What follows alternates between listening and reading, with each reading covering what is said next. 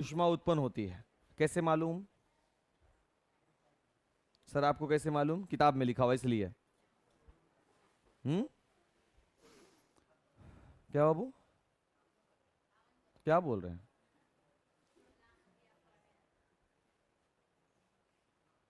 तो चालक पदार्थ को जब छूते हैं तो गर्म लगता है। पंखा को छू के देखो, चल रहा है ना?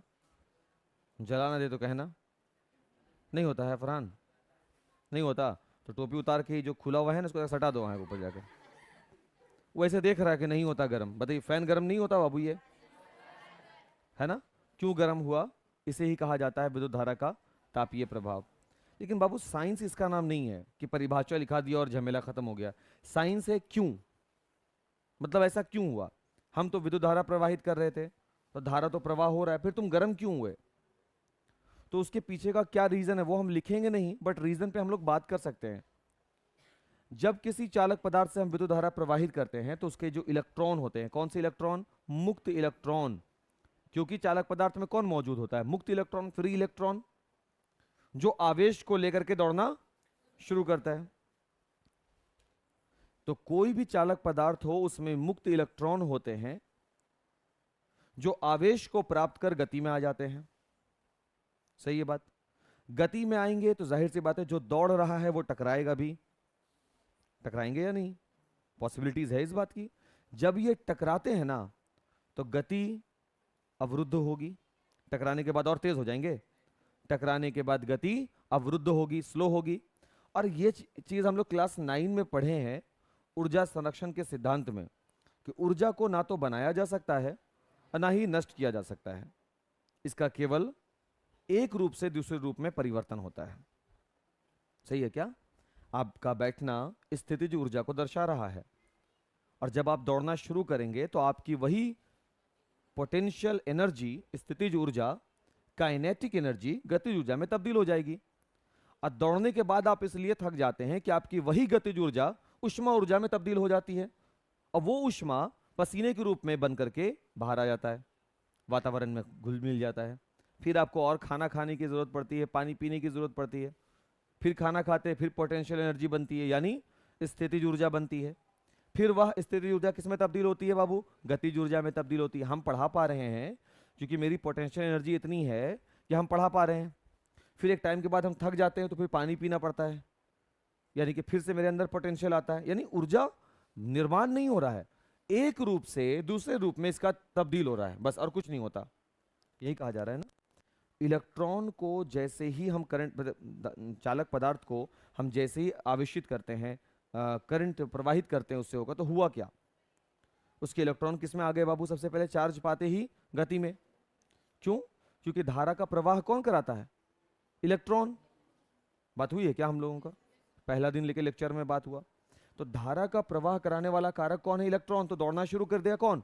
इलेक्ट्रॉन। दौड़ने के क्रम में इन इलेक्ट्रॉनों के बीच में आपस में क्या होता है बाबू? टक्कर। इलेक्ट्रॉन जो दौड़ रहा है वो किस ऊर्जा के कारण दौड़ता है? गतिज ऊर्जा। सही है ना?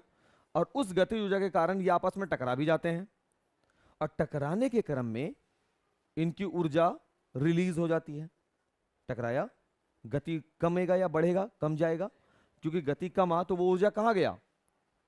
वो ऊर्जा इनके बॉडी से निकला तो ऊर्जा कहां गया? वही चालक पदार्थ के पृष्ठ पर आता है, और क्या हो जाता है? हीट, उष्मा के रूप में बदल जाता है। कौन? गतिज ऊर्जा। किसकी? इलेक्ट्रॉन की। कहां से आई इलेक्ट्रॉन में गतिज ऊर्जा? विद्युत धारा देने से। क्लियर हुआ बात? जब हम किसी चालक पदार्थ से विद्युत धारा को प्रवाहित करते हैं तो उसके मुक्त इलेक्ट्रॉन आवेशित होते हैं। आवेशित होने के बाद उसके मुक्त इलेक्ट्रॉन आवेश का प्रवाह करने लग जाते हैं, गतिज ऊर्जा में आ जाते हैं। उसके मुक्त इलेक्ट्रॉन किस में आ जाते हैं? गतिज ऊर्जा में। और इस गतिज ऊर्जा में आने के कारण ये आपस में टकरा भी जाते हैं कई बार। टकराने के कारण इनकी गतिज ऊर्जा चेंज हो जाती है, तब्दील हो जाती है। किस में? ऊष्मा ऊर्जा में, यानी ऊष्मा के रूप में। तो जो आप चालक पदार्थ को छूते हैं और वो गर्म महसूस होता है, एक्चुअल में वो इलेक्ट्रॉन की वह गतिज ऊर्जा होती है जो टकराने के बाद रिलीज हो जाती है ऊष्मा के रूप में। ऊर्जा रिलीज हुई तो किसी रूप में तो रिलीज होगी ना। रिलीज माने मुक्त। तो ऊर्जा जो मुक्त हुई किस रूप में मुक्त होती है? ऊष्मा के रूप में मुक्त होती है। सही है बात? अब इसका हमको मान लो समीकरण प्राप्त करना है कि कितना ऊर्जा। तो बाबू ऊर्जा जो है वो कार्य के वजह से ही पता चलेगा, ऊर्जा तो अकेले अकेले पता नहीं चलेगा। नहीं समझ में आया बात? ऊर्जा हमको पता करना हो कि कितनी ऊर्जा मुक्त होती है, उसके लिए कैसे पता करोगे? उसके लिए आपको देखना है ना कि बंदा काम कौन सा कर रहा है, दौड़ने का काम कर रहा है या एक प्लेटफॉर्म पे टहलने का काम कर रहा है, देखोगे ना।